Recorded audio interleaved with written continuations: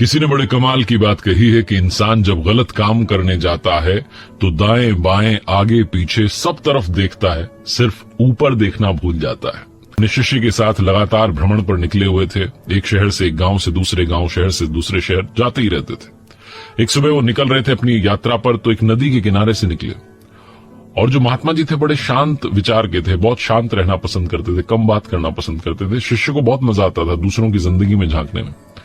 तो नदी किनारे जब निकल रहे थे तो शिष्य ने देखा कि एक मछुआरा मछली पकड़ने के लिए प्रयत्न कर रहा है, लगातार कोशिश में लगा है कि कोई मछली पकड़ में आ जाए। शिष्य से रहा नहीं गया, जाकर के उस मछुआरे को जो है ज्ञान देना शुरू किया कि अहिंसा जो है उसका रास्ता अपनाओ, आपको ऐसा नहीं करना चाहिए, ये वो बहुत कुछ कह रहा था। शुरू में तो मछुआरे ने कुछ बोला नहीं, लेकिन बाद में मछुआरा उलझ गया, दोनों की लड़ाई बढ़ गई। अब महात्मा जी से रहा नहीं गया, उन्होंने अपने शिष्य को पकड़ा और कहा चलो यहां से, हमें झगड़े में नहीं उलझना चाहिए। जब आगे गए तो शिष्य फिर बोलने लगा कि महात्मा जी उसको दंड मिलना चाहिए, वो इस तरीके से हिंसा कर रहा है, ये वो। तो गुरुजी ने कहा तुम्हें दंड देने की जरूरत नहीं है। तो फिर से शिष्य ने कहा कि कौन दंड देगा, यहाँ की तो महाराजा ने भी कोई इस तरीके का प्रावधान नहीं रखा है, इसको दंड देगा कौन।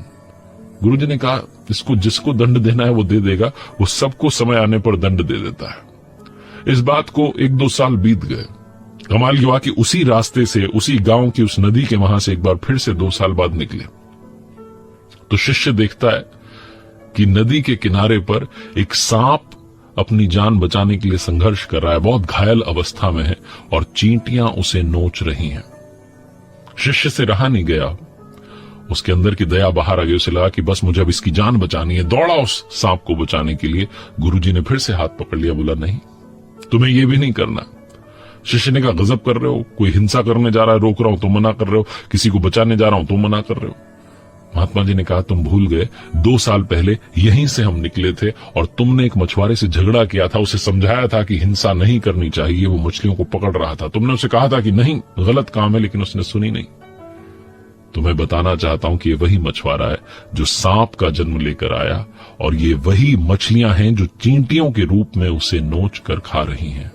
ये उसका दंड है, उसका न्याय है, वो अपने हिसाब से फैसला कर रहा है। अब तुम बीच में मत पड़ो, वरना इसको फिर से अगला जन्म लेना होगा अपने कर्मों का फल भोगने के लिए, क्योंकि कर्मों का फल इस जन्म में हो या अगले जन्म में हो, भोगना जरूर पड़ता है।